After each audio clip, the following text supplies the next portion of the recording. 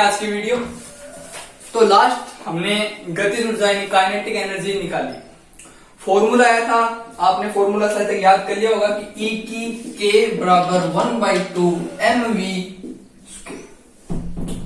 ये फॉर्मूला हमने लगभग निकाल दिया था, इसको हमने प्रूफ तक हमने इसको कर दिया।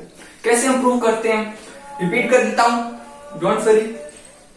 देखिए, हम अगर ये कहते हैं कि शुरू में आप जब गाड़ी में बैठते हो, गाड़ी में आपने जैसे ही बैठा तो आप गाड़ी को एकदम, यानी शुरू में आप अगर गाड़ी चलाते हो तो आपकी स्पीड एकदम नगण्य मात्र होती है, आप धीरे धीरे गाड़ी को चलाते हो। फिर एकदम से अगर आप पक्के रास्ते पर, अगर हाईवे पे चढ़ जाते हो, उसके बाद में आप गाड़ी की स्पीड को नगण्य नहीं चलाते, आप गाड़ी की स्पीड को एकदम से बढ़ा देते हो। एकदम से बढ़ाया मतलब प्रारंभिक स्पीड आपकी नगण्य मात्र, यानी मान लिया 5 मीटर पर सेकंड, 10 मीटर पर सेकंड, 10 की स्पीड, 15 की स्पीड, 10 की स्पीड, 5 की स्पीड, ऐसी थी। और आपने हाईवे पे चढ़ाने के बाद स्पीड आपकी एकदम से 100 मीटर पर सेकंड हो गई, 100 की स्पीड आपकी हो चुकी है। तो आप अब ये कहोगे कि प्रारंभिक वेग क्या हो जाएगा, 0 हो जाएगा, और अंतिम वेग हमारा v का v रह जाएगा।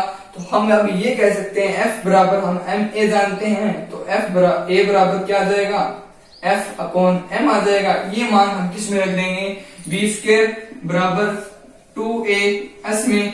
अब हमें a में रखना है, तो v² बराबर 2f/ms रख दिया। इसको इधर करेंगे, f चाहिए, कितना हो जाएगा, देखिए mv²/2s। ये फॉर्मूला हम किस में रख देंगे स्टूडेंट्स। उसके बाद में w बराबर f.s रख देंगे, इसमें रखेंगे तो mv² 2s गुणा s आ जाएगा, इससे s कैंसिल और 1/2 mv² हमारा आ गया। ये निकाला था, ये भी फॉर्मूला आया। अब कितना कार्य किया, इतना किया, कितनी एनर्जी मिली, E मिली, और K यानी काइनेटिक एनर्जी, E यानी एनर्जी। तो हमारी ऊर्जा कितनी निकली, 1/2 mv² निकली। अब ये हमें ये बता रहा है कि mv² कितनी एनर्जी मिली, आधी एनर्जी मिली। और आधी किसमें मिलेगी, पोटेंशियल एनर्जी मिलेगी। हम अगर mj और निकालें, मेरा मतलब ये है कि मुझे टोटल एनर्जी चाहिए, टोटल यानी कुल एनर्जी चाहिए। कुल के लिए मैं कर दूंगा E kinetic plus E potential, जब जाकर मुझे क्या मिल जाएगी, कुल मिल जाएगी। कुल को हम कहते हैं यांत्रिक ऊर्जा। मैंने आपको कहा था कि यांत्रिक ऊर्जा क्या होती है, स्थितिज ऊर्जा और गतिज ऊर्जा का योग होती है। उन दोनों के योग से क्या मिलता है, हमें यांत्रिक ऊर्जा यानी कुल ऊर्जा मिलती है। ये हमने बात की थी। अब देखिए स्टूडेंट्स, आज की नई वीडियो के अंदर स्टार्ट करते हैं हम स्थितिज ऊर्जा के बारे में। स्थितिज ऊर्जा को हम अब पढ़ेंगे। अब स्थितिज ऊर्जा पढ़ने से पहले कुछ मैं वीडियो डालता हूं तो इसमें कुछ दिखता है कि सर आप ट्यूशन क्यों नहीं कराते। ट्यूशन हम करवाते हैं, बेसिकली ट्यूशन कराते हैं। हम ट्यूशन इसलिए करवाते हैं क्योंकि आपको पता चले कि कैसे क्वेश्चन आते हैं, कंपटीशन में कैसे आते हैं। लेकिन 10th के हिसाब से देखो तो क्वेश्चन सिंपल आते हैं, और हाई लेवल में जाओगे, 11th में जाओगे, 12th में जाओगे, BSc करोगे, MSc करोगे, PhD करोगे, सब में क्वेश्चन आपके अलग अलग टाइप के आते रहते हैं। अब 10th के हिसाब से, 9th के हिसाब से करो तो क्वेश्चन एकदम सिंपल आते हैं। तो हम पहले टॉपिक को करवाते हैं। हम पहले हो सकता है जितना पूरा टॉपिक एक से जेड तक नहीं एकदम करेक्ट करवाएंगे, और उसके बाद आपको क्वेश्चन करने के लिए देते हैं। तो कल वाली वीडियो में मैंने आपको सिर्फ ये बताया था, लास्ट वीडियो के अंदर क्या बताया था, गतिज ऊर्जा निकाल की थी, ये हमने बता दिया। तो क्वेश्चन आज अब हमें नेक्स्ट वीडियो के अंदर कर लेंगे, कोई बड़ी बात नहीं। तो चलिए क्वेश्चन देखते हैं। बोर्ड साफ कर देता हूं पहले मैं। तो आई होप आपको E बराबर 1/2 mv² समझ में आ गया होगा। तो अब देखिए क्वेश्चन नंबर डालिए स्टूडेंट्स 1। चलिए बुक से करते हैं।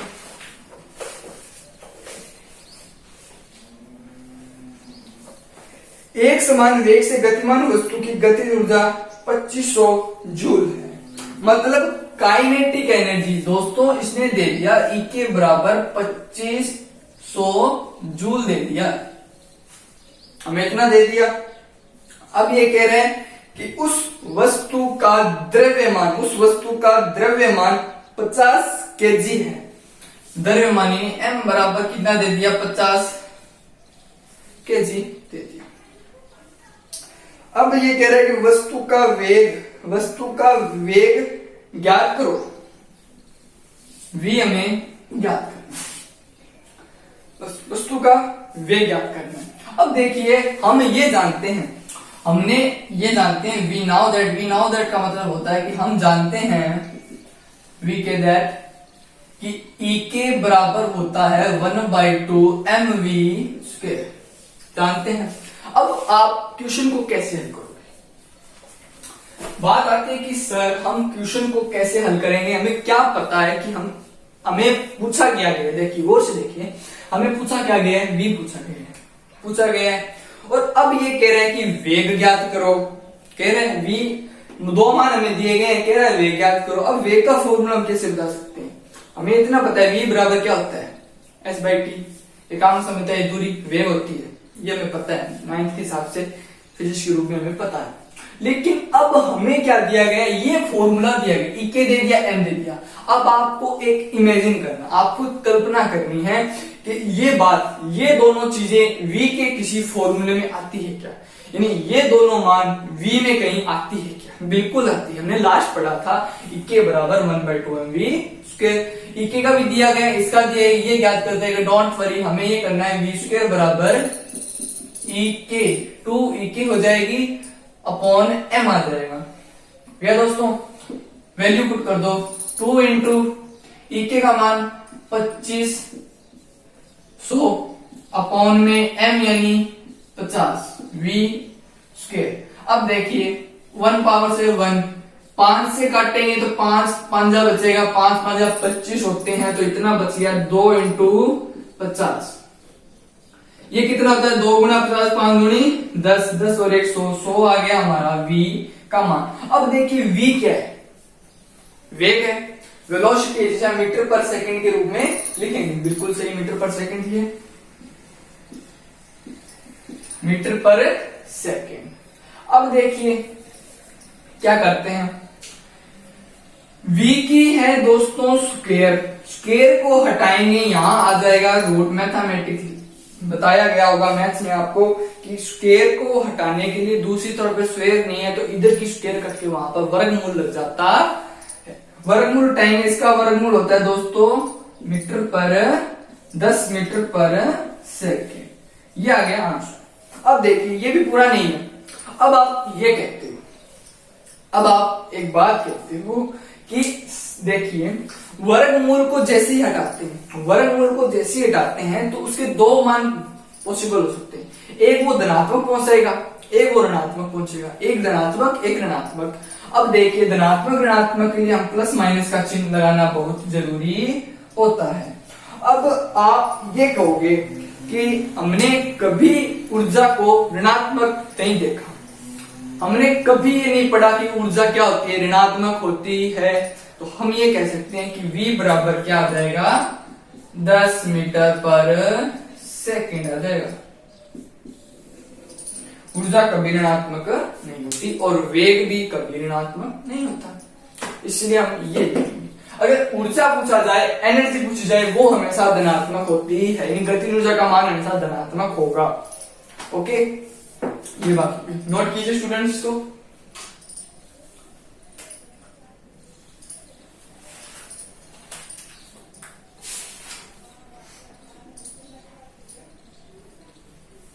अब देखिए एक नेक्स्ट क्वेश्चन के ऊपर बात करते हैं।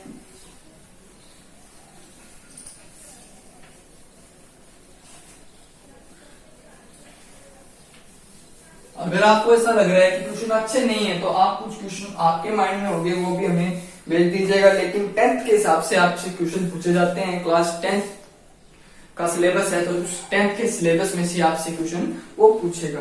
हम आपको सारे क्वेश्चन कराने का पूरा प्रबंध करेंगे। तो चलिए नेक्स्ट क्वेश्चन देखते हैं। एक बंदूक से दागी गई गोली 500 मीटर पर सेकंड के वेग से निकलती है और यदि गोली का द्रव्यमान 100 ग्राम हो तो इसकी गति ऊर्जा ज्ञात करो।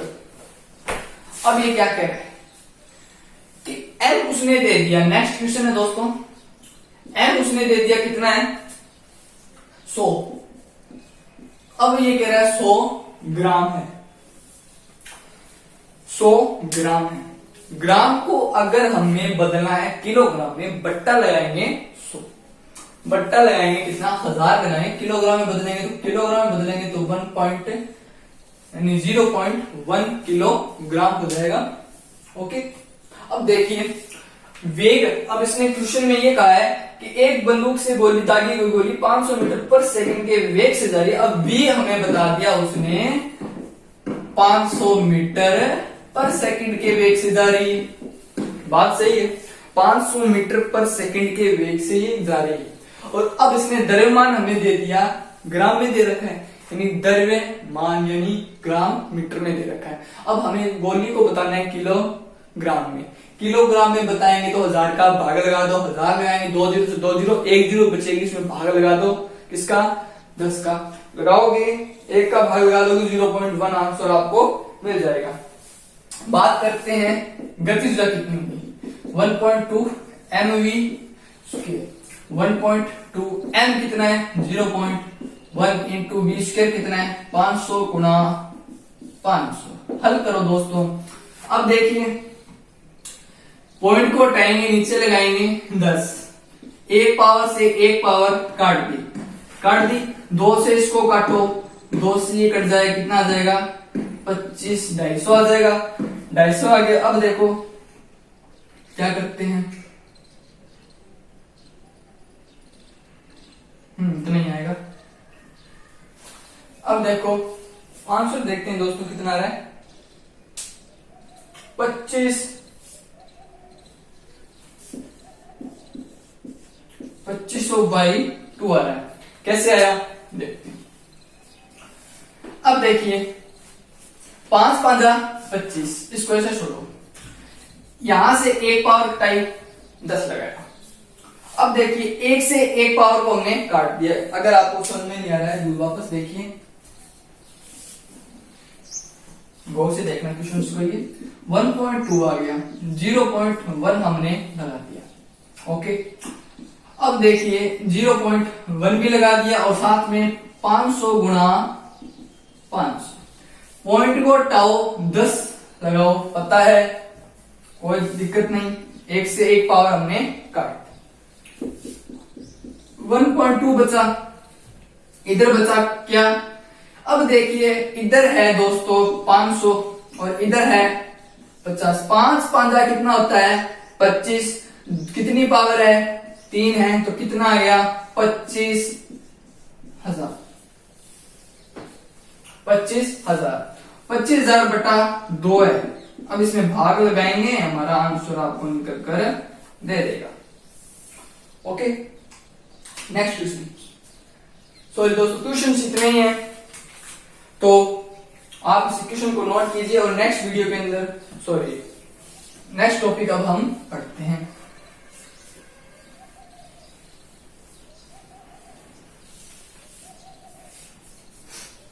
अब देखिए नेक्स्ट टॉपिक हमारा क्या है, हेडिंग डालिए स्थितिज ऊर्जा, स्थितिज ऊर्जा।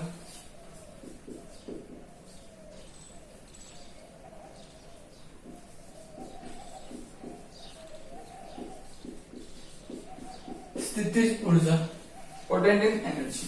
क्या होती है पोटेंशियल एनर्जी? देखिए दोस्तों, अगर आप क्या कहते हो, आप अगर ये कहते हो कि मैंने किसी वस्तु को, जैसे आपने एग्जांपल देखा था हथौड़े वाला, आपने क्या देखा था हथौड़े वाला एग्जांपल देखा था, उसमें हमने कहा था कि गुटके को हम ऐसे रखते हैं, हथौड़े को अगर जितना पीछे आप लेके आते हो तो वो उतनी तेजी से आगे फोर्स लगाता है, आगे वो गति करता है। आपको ये बात पकड़ के रखनी है दोस्तों, ये बात कि अगर आप किसी वस्तु को, किसी ऊर्जा को अगर जितना पीछे लेके जाओगे, इतना अगर आप पीछे लेके जा रहे हैं जितने फोर्स से, और वह उतने ही फोर्स से या उससे अधिक फोर्स से वो आगे की ओर गति करता है। बात की ये बात आपको समझ में आ गई तो पोटेंशियल एनर्जी स्थितिज ऊर्जा हमारा समझ में आ जाएगा। ये बात हुई। अब हम ये कहते हैं कि आपने स्प्रिंग को देखा होगा, स्प्रिंगें देखी होगी, पेन के अंदर जो वाली स्प्रिंग आती है या उससे थोड़ी बड़ी देखो, पेन वाली छोटी आती है, उससे थोड़ी बड़ी, इतनी बड़ी स्प्रिंग आती है, उस स्प्रिंग को देखो। आप एक सिरे को पकड़कर यानी एक सिरे को आप फिक्स करते हो, यानी वहां से एक सिरे को किसी दीवार पे रख दो या किसी पत्थर से रखवा दो, तो उसके बाद में वो नीचे वाला सिरा ऊपर नहीं आना चाहिए आगे आप अगर उसको खींचो तो अब देखिए एक सिरे को मैंने फिक्स कर दिया, फिक्स करने का मतलब स्थिर है जो वो हिलेगा नहीं वहां से, आप कितना ही फोर्स लगा दो। ओके, अब जैसे आप स्प्रिंग को किसी बल से पीछे की ओर लेके जाते हो, पीछे की ओर या ऊपर की ओर लेके जाते हो, यहाँ है इसको ऊपर की ओर लेके जाते हो, मतलब आपकी स्प्रिंग इतनी है, आपकी स्प्रिंग इतनी है, और से देखना आपने कहा आपकी स्प्रिंग क्या है, इतनी है। आप अगर इसको और पीछे लेके जाते हो मतलब आपने इस स्प्रिंग को और बड़ा कर दिया। स्प्रिंग कितनी है, क्षमता इसकी कितनी है, इतना स्प्रिंग है वो, आप इसको और खींच दो तो यहाँ की दूरियां बड़ी नहीं हो जाएगी क्या, बड़ी होने के बाद यहां तक खींच के पीछे लेके जाओ। अब अगर इसको आप छोड़ देते हो तो ये ऐसे ऐसे संकुचित होने लग जाती है, कभी संपीड़ित कभी संकुचित ऐसे होने लग जाती है, मतलब ये अप डाउन करती रहती है। अब एक कंडीशन ऐसी आएगी वहां पर जाके ये क्या होती है, साम्य अवस्था में आ जाती, साम्य अवस्था में आ जाएगी। अब ये जो साम्य अवस्था में आ जाती है तो मतलब कितना बल इसने कार्य किया, कितना कार्य इसके द्वारा हुआ, ये हम स्थितिज ऊर्जा में पढ़ेंगे। यानी वस्तु के ऊपर एक गति लगती है, एक ऊर्जा होती है जो उसको स्थानांतरित करती है। वस्तु के ऊपर एक कार्य होता है, गति होती है, जो ऊर्जा होती है वो वस्तु को स्थानांतरित करती है, उसे स्थितिज ऊर्जा कहा जाता है क्लास 10 की वीडियो के हिसाब से। अब देखिए आपने ये एग्जांपल देखा, साम्य अवस्था में आ गई, मतलब यहां तक तो आई, इतनी तो थी, अगर खींचोगे तो स्प्रिंग और बड़ी, उसके बाद में अप डाउन संकुचित संपीड़ित होती रहती है, ऐसे ऐसे होती रहती है। ऐसे होने के बाद कभी ऊपर तो कभी नीचे, कभी ऊपर कभी नीचे, फिर एक अवस्था ऐसी है जिसमें धीरे धीरे इसका फोर्स कम हो जाता है, फिर अपने आप यहां तक आकर रुक जाती है। ये पढ़ा। एक हमने धनुष वाला एग्जांपल पढ़ा था, यानी धनुष को आप कितना खींचो, आप धनुष को जितना पीछे खींचते जाते हो उतना उसका फोर्स बढ़ता जाता है, इसकी पोटेंशियल एनर्जी धनुष को पीछे लाएंगे, यानी उसकी जो रस्सी होती है, धागा होता है रबड़ का, उसको बाण के द्वारा उसको पीछे लेके आएंगे तो उसका फोर्स पीछे की ओर लगेगा, जितना पीछे लगा उतना ही वो आगे जाकर लगता है, यानी जितना पीछे लगता है उससे थोड़ा ज्यादा लग सकता है या उतना ही लगेगा, कम वो नहीं लगेगा जैसे आप उसको खींचते हो। ये हमने पढ़ा। अब बुक से सारी परिभाषाएं आपको बताई जाएगी। अब देखिए, अब हमने ये कहा वस्तु द्वारा पृथ्वी की ओर आने में अथवा स्प्रिंग को अपनी साम्य अवस्था में वापस आने में कुछ कार्य किया। मैंने आपको बताया था कि स्प्रिंग यहां से अप डाउन करता है तो उसके बीच में कोई बल लगता है, उसके बीच में कोई गति होती है, उसके बीच में कोई कार्य होता है। तो यह कार्य तभी संभव हो सकता है जब एक अवस्था से मुक्त करके समय उस अवस्था में कार्य करने की क्षमता हो। ठीक है, ये बात तो आपको याद में रखनी। देखिए, स्थितिज ऊर्जा वह वस्तु, स्थितिज ऊर्जा वस्तु की वह ऊर्जा है जो वस्तु की स्थिति या अवस्था के कारण संचित होती है। वस्तु की कंडीशन के हिसाब से क्या आती है, संचित होती है, और इसी ऊर्जा के कारण वस्तु में कार्य करने की क्षमता आ जाती है और वस्तु को साम्य स्थिति से किसी अन्य अवस्था तक लाने में जितना कार्य किया जाता है उस वह क्या होता है, स्थितिज ऊर्जा के बराबर होता है। यानी वस्तु को यहां से यहां तक थी, अब यहां से मैंने यहां तक खींचने में जहां तक वह साम्य अवस्था में आ जाए उसके बीच में जितना कार्य होता है ना, वो हमारा स्थितिज ऊर्जा के बराबर होगा। ये बात। अब देखिए,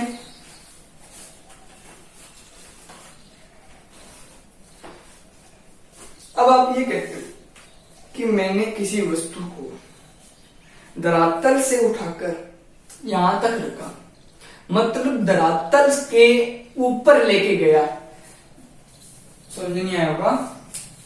ये पृथ्वी है, बॉल यहां थी, अब इस बॉल को मैं कहां लेके गया, यहां लेके चला गया, बॉल हमारी यहां लेके, यानी धरातल के विरुद्ध इसको लेके गया हूं, बॉल को मैं धरातल के विरुद्ध लेके गया हूं। तो लेके गया हूं तो मतलब इसके विरुद्ध कार्य किया, यानी यहां से ऊपर जाने में बल का मान क्या होता है, कम लगता है, लगे सॉरी कम क्या ज्यादा लगेगा। क्यों? क्योंकि ज्यादा क्यों लगता है, क्योंकि यहां से ऊपर जाने में जोर बहुत ज्यादा आता है। कि यहां से मैं ये कहता हूं कि मुझे बॉल को अंतरिक्ष तक पहुंचाना है, बहुत दूर पहुंचाना है, तो यहां से बॉल को बहुत ज्यादा स्पीड से फेंको जब जाके पहुंचेगी। और ऊपर से अगर आप कहते हो कि यहां से किसी बॉल को छोड़ा जाता है, वो एकदम से पहुंच जाती है, जितना फोर्स आपने लगाया उससे डबल फोर्स से वो नीचे पहुंचती है। ये बात हम पढ़ेंगे क्लास 11th के अंदर, टॉपिक आएगा प्रक्षेप्य गति। इस टॉपिक को विस्तार पूर्वक पढ़ाया जाता है क्लास 11 की टॉपिक में। तो अब ये बात हो गई, तो इस बात के हिसाब से भी हम इसको बता सकते हैं। तो अब देखिए फेंका, तो अब यहां की हाइट कितनी हो गई, h हो गई, और ग्रेविटेशन प्रत्येक वस्तु पर लगता ही है। यहां लगेगा तो g नीचे की ओर, यहां लगेगा g नीचे की, और प्रत्येक वस्तु पे ग्रेविटेशन समान लगेगा। इसके ऊपर भी g है और इसके ऊपर भी g है। यहां लगा हाइट h, तो इसमें स्थितिज ऊर्जा कितनी आ जाएगी, mgh, यानी किसी वस्तु को स्थिति से साम्य स्थिति से अधिक स्थिति तक ले जाने में किया गया कार्य स्थितिज ऊर्जा कहलाएगा। ओके, ये हो गया हमारा स्थितिज ऊर्जा। अब देखिए फॉर्मूला हम कैसे निकाल सकते हैं किसी वस्तु को। अब स्थितिज ऊर्जा हमारा कंप्लीट। एग्जांपल आपको स्प्रिंग वाला अच्छी तरह याद रखना है और एक धनुष वाला आपको याद रखना होगा। अब देखिए दोस्तों, आगे बात करते हैं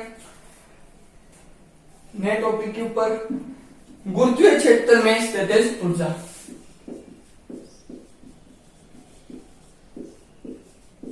गुरुत्वीय क्षेत्र में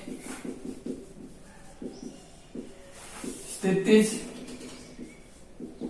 ऊर्जा, गुरुत्वीय क्षेत्र में स्थितिज ऊर्जा कैसे देखते हैं, चलिए। अब मैं एक बात कहता हूं कि मैंने गुरुत्वीय क्षेत्र आपको बताया, गुरुत्वाकर्षण बताया, तो गुरुत्वाकर्षण क्या होता है, वस्तु पे लगाया गया कोई बल, जहां तक उसका प्रभाव रहेगा वो गुरुत्वाकर्षण होता है। नहीं किसी वस्तु पर कोई बल लगता है, नहीं प्रत्येक वस्तु पे बल लगेगा, वो हो गया हमारा गुरुत्वाकर्षण। अब गुरुत्वीय क्षेत्र क्या होता है, गुरुत्वीय क्षेत्र। अब देखिए अगर मैं बात करूं दोस्तों विद्युत क्षेत्र की, विद्युत क्षेत्र की बात करूं मैं चुंबकीय क्षेत्र की, बात को समझिएगा। और एक अब बात करता हूं मैं गुरुत्वीय क्षेत्र की। तीन बातें गौर से देखिएगा। विद्युत क्षेत्र क्या होता है, ये वाला क्षेत्र जहां तक आवेशों के द्वारा वह क्षेत्र जहां तक एक आवेश दूसरे आवेश पे बल डालता है, ठीक है। विद्युत क्षेत्र, विद्युत के द्वारा डाला गया प्रभाव, विद्युत के द्वारा, इलेक्ट्रॉन के द्वारा या आवेशों के द्वारा दूसरे आवेशों पर डाला गया बल। यानी बात यह है कि एक क्षेत्र बनाओ, उसके अंदर एक आवेश ले लिया, दूसरा आवेश ले लिया, अब यहाँ के बीच की दूरी r, अब अनंत से एक अन्य आवेश को इसके अंदर लेके आऊंगा, अन्य इलेक्ट्रॉन को लेके आऊंगा, इलेक्ट्रॉन की एक बात है, इनको लेके आऊंगा तो ये इनके ऊपर क्या डालेगा, फोर्स डालेगा। तो उस फोर्स को क्या कहा जाता है, विद्युत क्षेत्र।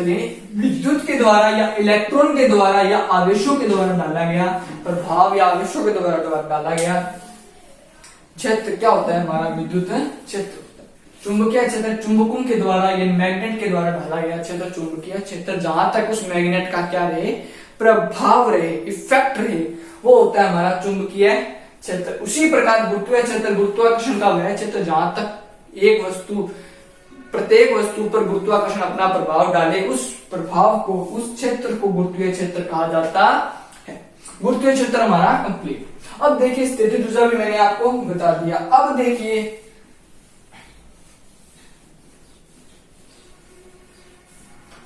अब मैं ये कहता हूं कि मेरे पास एक वस्तु है m द्रव्यमान की कोई, मेरे पास m द्रव्यमान की कोई वस्तु है। उस वस्तु को मैं हाइट पर ले लेता हूं, मतलब मेरी वस्तु यहां थी, मेरी वस्तु यहां थी, m द्रव्यमान पे नीचे बैठी। अब इस वस्तु को मैं कुछ हाइट पे ले जाता हूं। कहां पर? कुछ हाइट पे लेके चला गया। कहां पर? h हाइट पर मैं इसको लेके चला गया। तो h हाइट पे जाएगा तो ग्रेविटेशन तो सब जगह लगेगा, गुरुत्वाकर्षण तो सब जगह लगेगा। यानी वस्तु को यहां से ले जाके यहां रखते हो और यहां से आप स्वतंत्रता पर छोड़ देते हो तो वस्तु कहां आती है? यहीं आएगी। जहां से छोड़ा वहीं पर वो वस्तु आती है। तो मतलब यहां से यहां तक लेके गया, यहां से छोड़ दिया तो यहां तक तो आएगी। तो मतलब उसमें क्या हो गया? mg फोर्स लगा और साथ में विस्थापन कितना हुआ? इतना। यानी हम कार्य ज्ञात करें तो F डॉट S होता है, मतलब S की जगह H आ जाएगा। mg का मतलब बल कितना लगा वस्तु पर? mg लगा, तो mgh हमारा फोर्स हो गया गुरुत्वीय स्थितिज ऊर्जा में। अब आप विस्तार पूर्वक देखते हैं।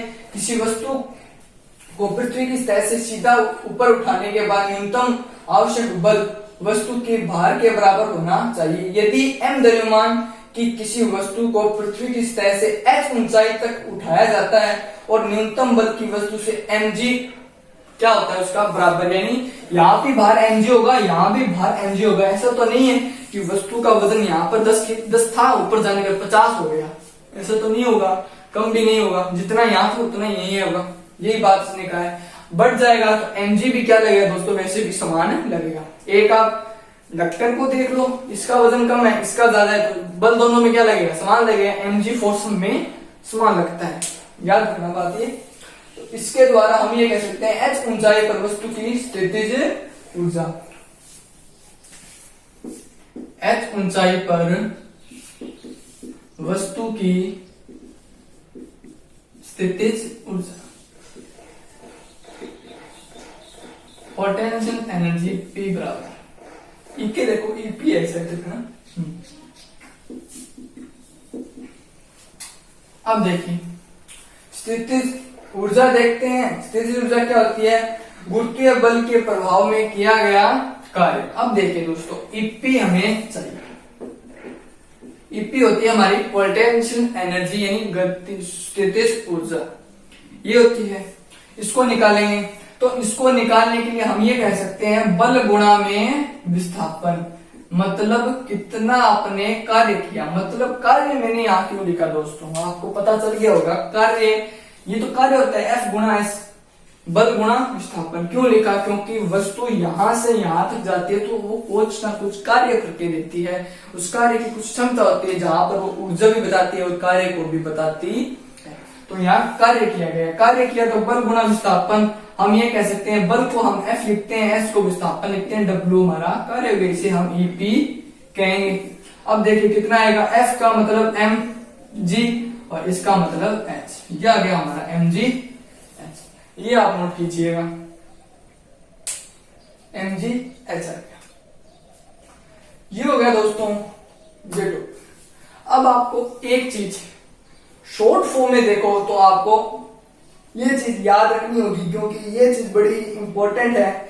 जब तक आप इस वीडियो को, इस टॉपिक को नहीं देखोगे तो आपको नेक्स्ट टॉपिक समझ में नहीं आएगा। उसके अंदर हमें इसका इस्तेमाल करना पड़ेगा। अब देखिए कैसे। चलिए शुरू करते हैं नेक्स्ट बात। अब मैंने आपको नाम बताया था किसका? स्प्रिंग का। मैंने कहा था स्प्रिंग क्या होती? स्प्रिंग बताया था मैंने आपको। क्या बताया था? स्प्रिंग। तो अब आप शॉर्ट में एक नई हेडिंग डालिएगा, स्प्रिंग की स्थितिज ऊर्जा। स्प्रिंग की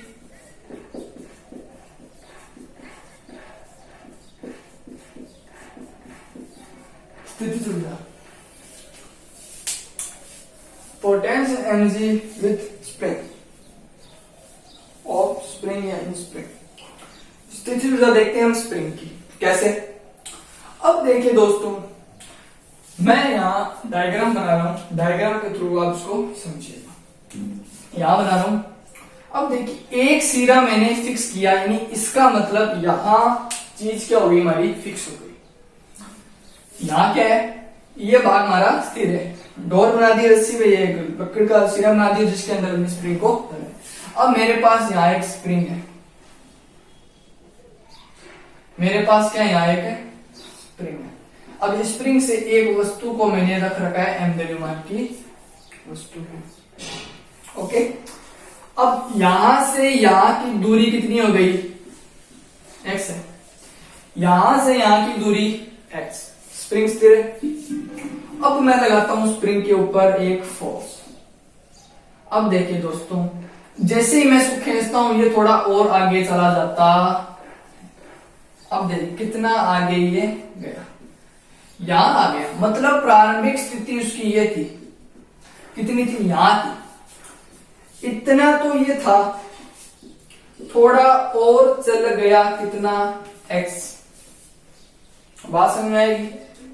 मैंने कहा कि सबसे पहले वो इतनी दूरी था, इतनी दूरी के लिए उसका डिस्टेंस कितना था, यहां तक मान लिया x था, यहां तक कितना था वो x। अब मैंने कुछ फोर्स और लगाया, यानी और उसको खींचा तो वो थोड़ा और आगे चला गया, कितना, इतना। अब इतना चला गया मान लिया, मतलब मुझे ये नहीं पता कितना गया, मैंने कल्पना की कि मान लिया वो dx दूरी पर गया। इतना तो पता है x दूरी पे जाएगा, लेकिन इतना नहीं पता ये कितना जाएगा। ये मान लिया dx जाएगा, इससे थोड़ा कम जाएगा, गया। मतलब x क्या हो गया, ज्यादा, और dx क्या हो गया, कम। ये बात ठीक है। अब एक कंडीशन और बनाता हूं, वो उसके द्वारा आपको ये चित्र समझ आएगा। अब कहां पहुंच गया, यहां पर पहुंच गया। मतलब अब ये इतना छोड़ा और यहां पर स्वतंत्रता पूर्वक बल लगाने के बाद इसको छोड़ दिया जाता है। इसको क्या किया जाता है, यहां से छोड़ दिया जाता है। तो कभी वह ऐसे आएगा, फिर ऐसे, ऐसे ऐसे होता रहेगा। एक स्थिति ऐसी आएगी, वो इस स्थिति को ग्रहण कर लेगा, यहां तक आएगा। तो मतलब कितना गया, माइनस में गया। माइनस क्यों लगाया, क्योंकि वो इस दूरी के ऋणात्मक में भी आएगा, यानी कभी इसको टच करेगा, फिर दूर जाएगा, फिर पास आएगा, फिर यहां, फिर यहां। एक कंडीशन ऐसी आएगी, ऐसे करने पर वो ऐसा प्राप्त हो जाएगा। ये बात आपको डायग्राम में लिखनी है, ये डायग्राम आप नोट कीजिए। अब हम इसके आगे लिखते हैं। मैंने ये कहा कि कितना कार्य हुआ F डॉट S, x लिखा, s नहीं, यहाँ पर x है। अब मैं ये कहता हूं कि मैंने कार्य किया, मान लिया कुछ। अब मुझे ये तो नहीं पता कि यहां पर कितना कार्य हुआ है, मैंने कल्पना मात्र dw माना, यानी इसका अगर अब समाकलन करेंगे जब जाकर पूरे का प्राप्त होगा। मैंने कहा है छोटे से भाग का प्राप्त कर लेता हूं, तो मैंने dw लिया। dw लिया तो इसका भी क्या करना पड़ेगा दोस्तों, dx करना पड़ेगा। इसका क्या हो जाएगा, dx, f डॉट x क्या आ गया हमारा, ये आया। इसको खोलो, f dx cos थीटा। अब थीटा देखो कितना बन रहा है दोस्तों, 180 डिग्री बन रहा होगा। यहां लगाएंगे 180 डिग्री का मान माइनस में, तो f डॉट dx, dw कितना आ गया, माइनस में आ गया। इसके हिसाब से अगर हम अब ये कहते हैं माइनस f डॉट dx लगा, ये चीज तो आपको कंपल्सरी है कि आपको ये याद रखनी पड़ेगी, ये चीज आपको याद रखनी पड़ेगी। अगर हम ये कहते हैं समाकलन करो dw और यहां करो f डॉट dx का, क्या आ जाएगा, f को बाहर निकालो, x का करेंगे कितना आ जाएगा, x आ जाएगा, तो x की स्क्वायर ये हो गया, x की स्क्वायर बाई 2 आ जाएगा। मतलब w बराबर माइनस क्या आ जाएगा दोस्तों, f x की स्क्वायर बाई 2 आ जाएगा। इतनी चीज आपको नोट करके रखनी है। विस्तार पूर्वक थोड़ा और आगे बढ़ेंगे। अब देखिए इतना पढ़ा,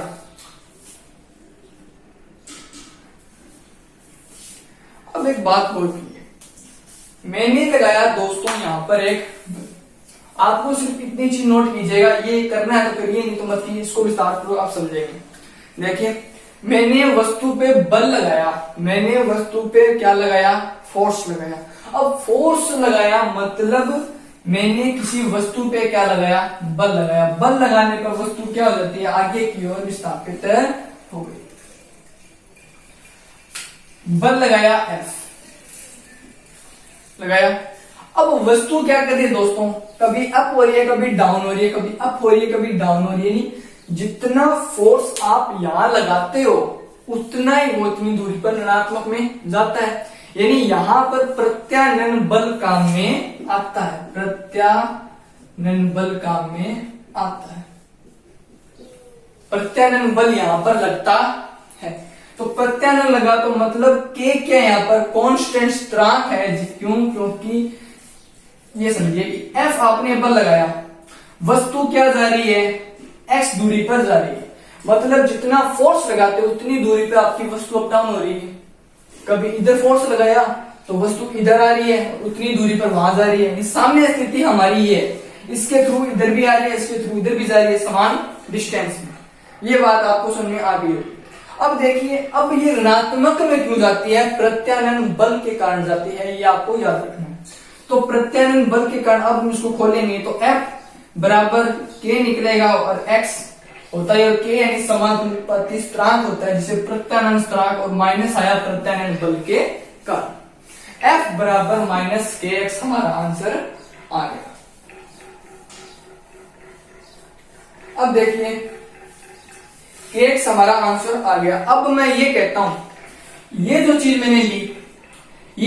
मैंने ली, मैंने कहा कि ये एक छोटे स्प्रिंग का एक भाग है। मैंने कहा कि यह एक छोटे स्प्रिंग का एक भाग है। तो अब मैं इसको ये कह सकता हूं DF बराबर माइनस KX DX, ये कह सकता हूं, बिल्कुल कह सकता हूं। ये मैंने जैसे ही कहा, तो अब जितना फोर्स आपने लगाया उतना ही क्या हो रहा है, कार्य हो रहा है। जितना कार्य हो रहा है उतनी आपको एनर्जी मिल रही है। बस में ये चीज आपको समझ में आ गई होगी। तो अब देखिए, हम इसमें करते हैं DW बराबर माइनस KX DX कर दिया। समाकलन कर दो। क्या किया, समाकलन। क्या किया दोस्तों, समाकलन। तो DW का क्या हो जाएगा, W रह जाएगा। अगर हम इसको खोलें तो यहां क्या रह जाएगा, W बराबर माइनस के बाहर x का करेंगे और dx इधर। इसका समाकलन करोगे, मैथ में आपने किया होगा, x की स्क्वायर बाई 2 आता है। x की स्क्वायर बाई 2 आया। इधर देखिए, साइड में कर रहा हूं। W बराबर इसको करोगे माइनस के x की स्क्वायर बाई 2 आ रहा है। ये हमारा नया फॉर्मूला बन गया, मतलब -1/2 KX की स्क्वायर। W हमें मिलकर आ गया। ये हमने कार्य इतना कर दिया, गौर से देखिएगा। यानी W बराबर हमने इतना कार्य करके दे दिया। मतलब किया क्या, W बराबर माइनस KX की स्क्वायर बाई ये किया। अब मैं अगर ये कह दूं कि आपने कभी ये सुना है कि कार्य मैंने ऋणात्मक में किया है। कार्य ऋणात्मक होता तो है, कब ऋणात्मक होता है, क्वेश्चन क्या था। लेकिन ये जो चीज निकली है ना, ये स्प्रिंग की स्थितिज ऊर्जा निकली है। स्प्रिंग की क्या निकली है, स्थितिज ऊर्जा निकली है। अगर हम इसको काइनेटिक यानी ई किसकी निकालेंगे, पोटेंशियल निकालेंगे, तो 1/2 क्या निकलेगा, KX की स्क्वायर, क्योंकि दूरी यानी ऊर्जा कभी ऋणात्मक में नहीं होती। ये हमें निकल कर आ गया। ओके दोस्तों, EP बराबर 1/2 KX की स्क्वायर हमें प्राप्त हो गया। यानी स्प्रिंग की स्थितिज ऊर्जा हमें ये मिल गई। ओके, नोट कीजिए इसको। पहले हमें चित्र बनाना है, उसके बाद में हमें ये चीज लिखनी है, उसके बाद में प्रत्यानयन बल के कारण स्प्रिंग की स्थितिज ऊर्जा के कारण ये लिखकर, इसके बाद में हमें ये चीज लिखनी है, इसके बाद में ये लास्ट में हमें ये लिख कर दे देंगे। अब देखिए, नए टॉपिक की ऊपर बात करते हैं।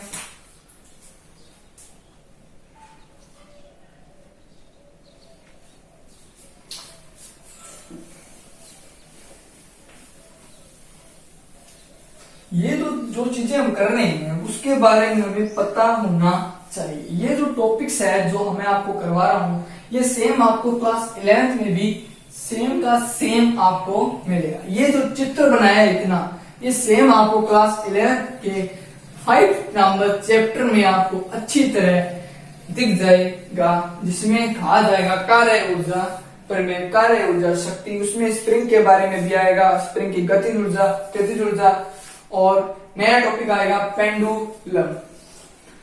नया टॉपिक आप डालिए हेडिंग सरल लोलक, सरल लोलक, सिंपल पेंडुलम।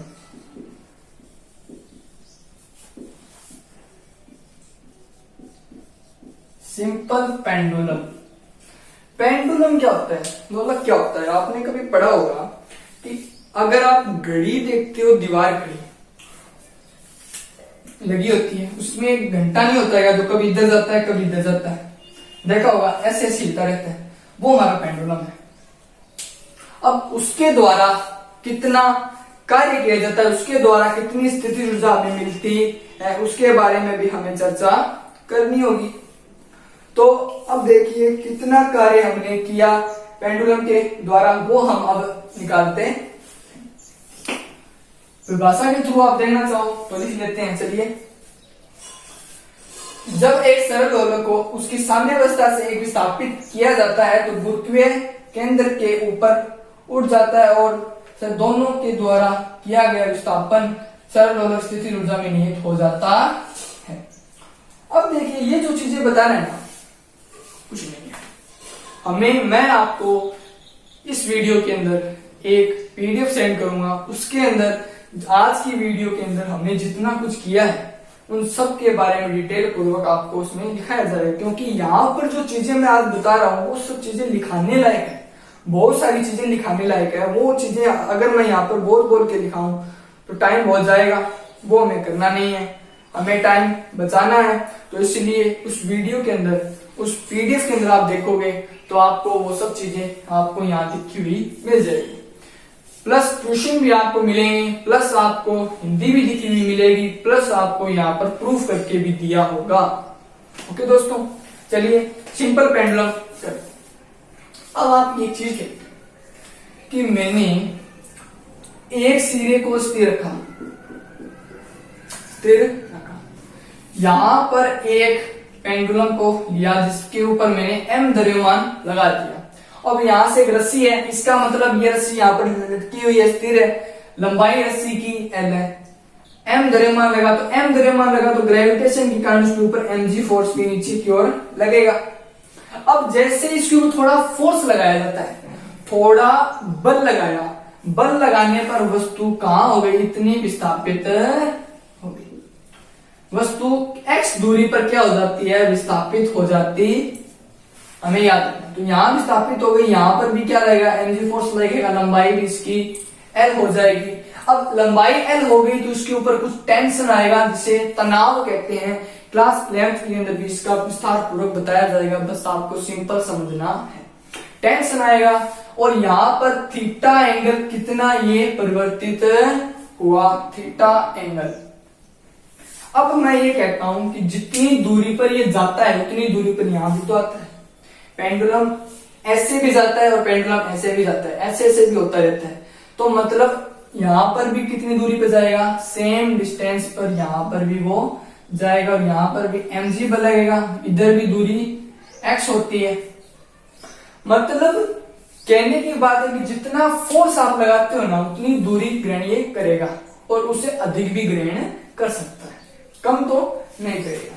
तो अब देखिए मैंने कहा फोर्स मैंने लगाया, मैंने कहा मैंने F बल लगाया।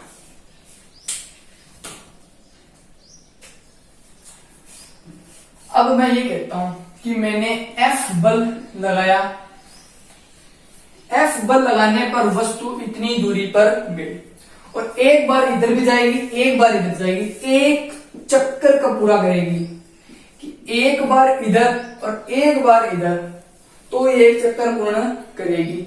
मतलब दूरी क्या कर रही है दोस्तों, एक्स तो कर रही है प्लस में, यहां पर गई एक्स वापस आई कितना एक्स, यहां पर गई एक्स वापस आई कितना एक्स, तो एक्स की क्या हो जाएगी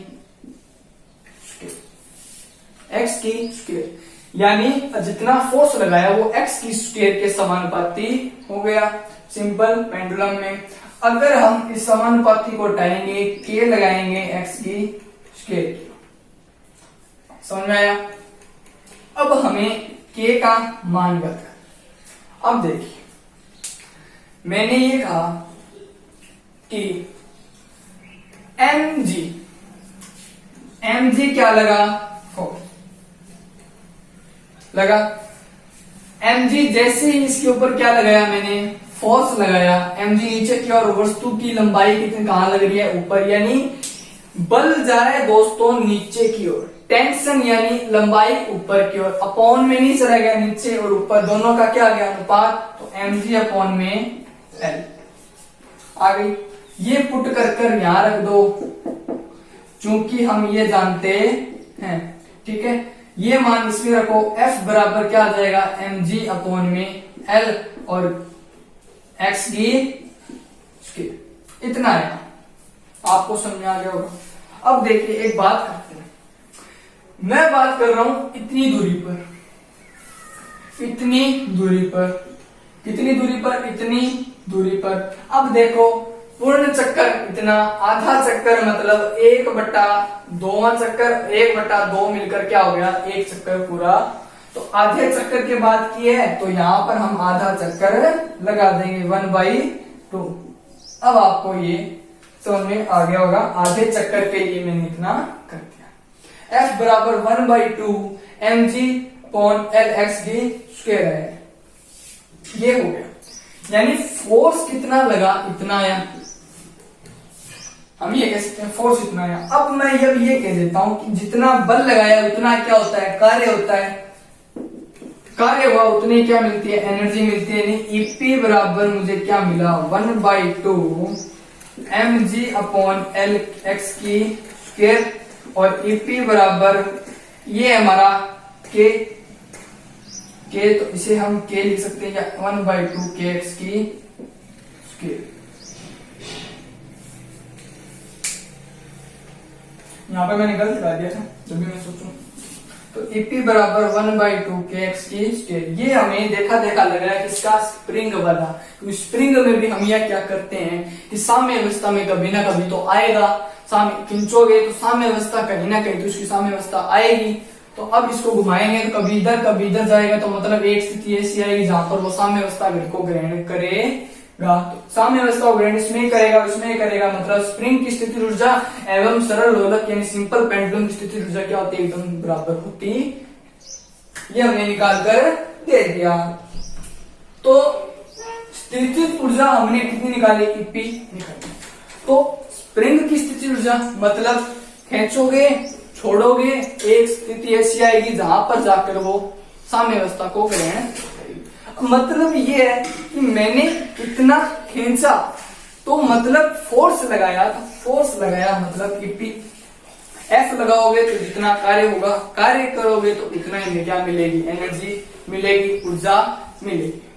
ओके, अब इस पे चलो, इस पे मतलब सिंपल बात करनी है कि जितना फोर्स लगाते हो एक्स की स्क्वायर मतलब एक चक्कर जाना एक चक्कर आना, इतनी बात। तो एक्स की स्क्वायर समानुपाती घटाओगे के लगेगा, माइनस क्यों नहीं लगाया, माइनस लगेगा प्रत्यानयन बल क्योंकि इधर की दूरी ऋणात्मक भी होगी, एक चक्कर पॉजिटिव एक चक्कर नेगेटिव, ठीक है। ये माइनस में हो जाएगा, माइनस के कारण हम ये कह सकते हैं लास्ट में पॉजिटिव तो आना ही है, इसलिए मतलब के बराबर हम जानते हैं एमजी टेंशन एक नीचे जाएगी एक ऊपर जाएगी। ओके, ये हो गया 1/2। आधे चक्कर की ऊपर बात करें, आधा चक्कर की नहीं, ये निकाल कर दे। अब देखिए दोस्तों क्वेश्चंस कीजिए आप, बहुत कमेंट आते हैं क्वेश्चन कराओ, चलो क्वेश्चन करते हैं। तो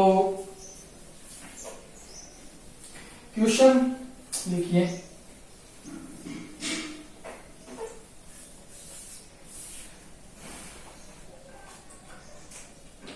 एक विद्यार्थी 3 किलोग्राम द्रव्यमान की वस्तु को पृथ्वी की सतह से उठाकर 50 सेंटीमीटर ऊंचे टेबल पर रखता है और वस्तु में निहित स्थितिज ऊर्जा की गणना कीजिए। मतलब ये क्या कहता है कि एक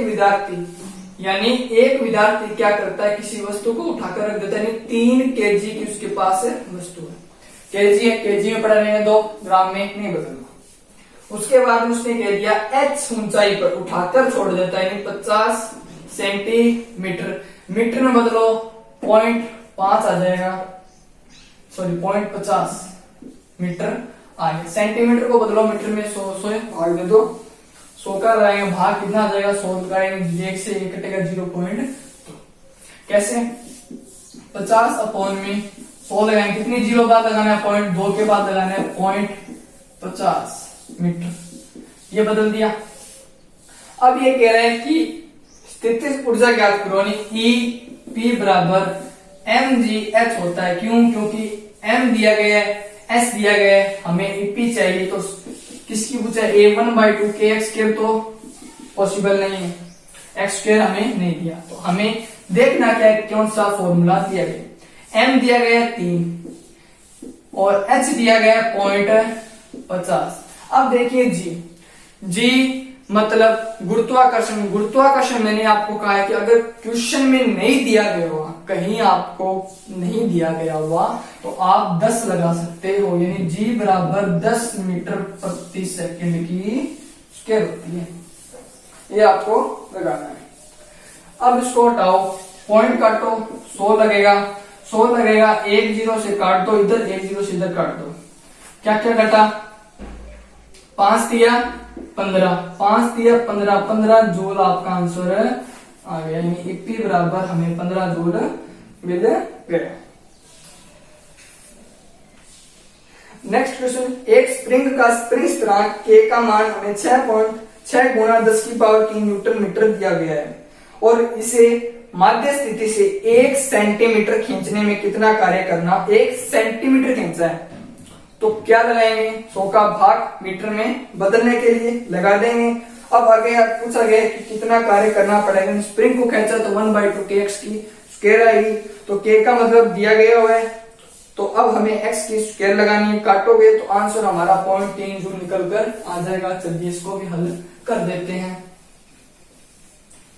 क्वेश्चन टेंशन मत लीजिए, आप पीडीएफ दूंगा उसके अंदर सेंड कर दी गई है। मतलब कि स्प्रिंग स्थिरांक हमें 6 × 10⁴ न्यूटन मीटर दिए गए हैं और माध्य स्थिति x बराबर 1 सेंटीमीटर दिया है, मीटर में बदलो तो 0.001 आएगा,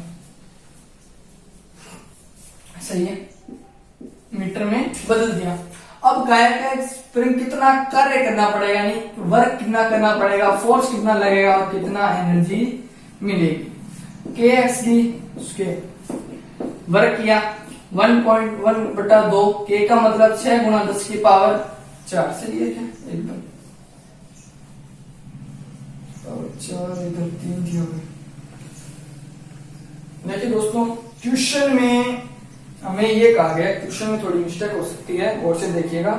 ट्यूशन वाले ने 6 गुणा 10 की पावर 4 न्यूटन मीटर दे रखा है, लेकिन आंसर जब कर रहा है तो उसमें 6 की 10 की पावर 3 बताया गया, 4 से करेंगे गुणा x देखिए 0.1 गुणा 0.0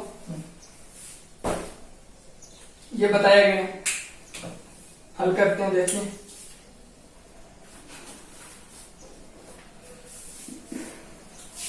पॉइंट काटो 100 लगाएंगे, इधर काटो 100 लगाएंगे, मतलब 1 बच गया, इधर ये बच गया। 10 की पावर कितनी हो गई 2, 10 की पावर 2, ये तो 3 आ गया, मतलब 3 गुणा 10 की पावर 4। अब 10 की पावर नीचे 2 थी, ऊपर जाएगी -2, इधर जाएगी -2, गुणा में हमारी घातें जुड़ेगी, मतलब कितनी पावर आ गई प्लस की, यानी -2,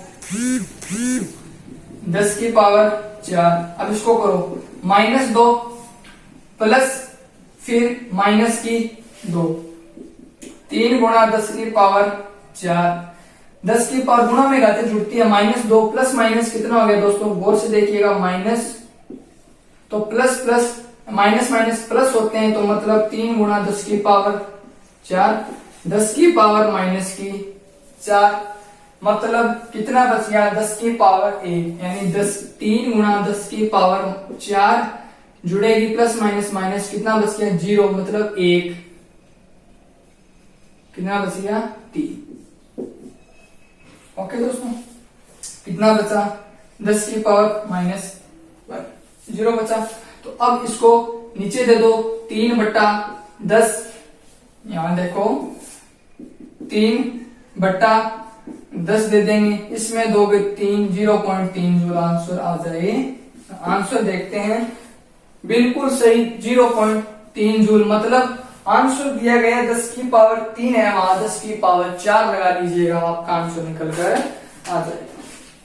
ये हो गया दोस्तों हमारा क्वेश्चन। अब देखिए क्वेश्चन हमारे स्प्रिंग के भी हमने कर लिए, 2 क्वेश्चन इसके हो गए, 2 उसके हो गए। धीरे धीरे हम और क्वेश्चन एंड में, वीडियो जब हमारे चैप्टर क्लोज होगा तब मैं आपको और क्वेश्चन भी करवा दूंगा। तो अब देखिए एक नेट वीडियो के ऊपर बात करते हैं, नेट टॉपिक के ऊपर बात करते हैं। आपने विद्युत ऊर्जा देखी, विद्युत ऊर्जा हमने पढ़ी, क्या विद्युत ऊर्जा हमने ये, मैंने आपको ये टॉपिक पिछली क्लास के अंदर बताया था। कौन से चैप्टर में विद्युत ऊर्जा यानी इलेक्ट्रिक करंट के बारे में मैंने बताया था, उसमें टॉपिक आया था विद्युत ऊर्जा, इलेक्ट्रिक एनर्जी। अब एक बात देखिए, अगर मेरे पास आवेश मान लिया पॉजिटिव है और एक मान लिया नेगेटिव, अब ये 2 माने हैं मैंने क्षेत्र, इसमें अब ये बताइए कि विद्युत क्षेत्र की दिशा किधर होगी, विद्युत क्षेत्र की दिशा, और इसमें विद्युत क्षेत्र की दिशा। क्वेश्चन पूछा जा सकता है कैसे? अब आप ये कहते हो, इमेजिन करो, प्रूफ करके देते हैं। रटने के हिसाब से देखोगे तो ये होगा, कैसे ये होगा,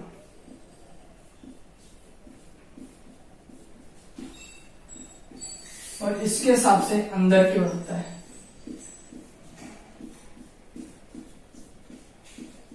अंदर की ओर फोर्स रखता है, यानी इसके ऊपर अंदर, यहां बाहर, कैसे प्रूफ करते हैं। अब आपने एक बात नोट की होगी कि अगर आप ये कहते हो, देखिए साइड में समझने के लिए इसको हम विस्तार पूर्वक नेक्स्ट वीडियो में डिस्कस करेंगे बढ़िया तरीके से। अब ये, अब मैं ये कहता हूं कि मेरे पास कोई क्षेत्र, उस क्षेत्र में 2 आवेश है प्लस Q, एक Q आवेश इसमें भरे पड़े। अब आगे से बाहर से मैं एक आवेश को इसके अंदर लेके आऊं, इसमें आवेश भरे पड़े हैं, बहुत आवेश भरे पड़े हैं। अब अन्य आवेश को लेके आता हूं, यानी मतलब ये क्या हो गया दोस्तों, फुल है, मतलब एक बॉक्स है, उसके अंदर मैं पानी को लेके आता हूं और अन्य पानी को उसके अंदर लेके आता हूं, तो वो पानी इसके अंदर आ जाएगा क्या? नहीं आएगा, वो उसको बाहर निकाल देगा, मतलब पानी उसके अंदर नहीं आएगा। तो इसके अंदर क्यू आवेश फुल भरे पड़े हैं, तो अब आप ये देखोगे तो इसके अंदर नहीं आने देगा, इसको बाहर की ओर धकेल देगा। तो अब मैं अब ये कहता हूं ये क्यू आवेश क्या है? पॉजिटिव। अब ये क्यू आवेश क्या है? पॉजिटिव। तो पॉजिटिव पॉजिटिव एक दूसरे को आने देंगे क्या? हमने चुंबक भी पढ़ा था, प्लस प्लस एक दूसरे के पास आते हैं क्या? नहीं आते, प्रतिकर्षित करते हैं, तो ये इसको आने नहीं देगा, इसको क्या कर देगा? प्रतिकर्षित कर देगा। कर दिया तो मतलब बाहर की ओर क्या लगा रहा है? फोर्स। क्लियर? इसके ऊपर बात कर। अब माइनस है तो माइनस क्यों अंदर, बाहर से तो पॉजिटिव आता ही है, हमें पता है। अब इसका मिलन होगा, प्लस माइनस का मिलन जुड़ जाएगा, नया होगा। तो मतलब माइनस प्लस आपस में अट्रैक्शन करते हैं, आकर्षण करते हैं। तो आकर्षण करें मतलब अंदर की और फोर्स लगा रहे, तो फोर्स इसका अंदर की और हो गया। ये इज दैट क्लियर? क्लियरली एकदम ये क्लियर हमारा अब हो चुका है। अगर आपको समझ में नहीं आए तो आप वापस से कमेंट कर देना। ये बात तो आपको इस वीडियो में याद रखनी है, इस टॉपिक में आपको विद्युत ऊर्जा में ये चीज याद रखोगे तब जाके हमारी नेक्स्ट बातें आपको समझ में आएगी। तो दोस्तों बात करेंगे हमारी नेक्स्ट वीडियो के अंदर बांध के बारे में, कैसे इलेक्ट्रिक उत्पन्न होती है। चलिए बात करेंगे नेक्स्ट वीडियो के अंदर। तब तक के लिए दोस्तों थैंक यू सो मच।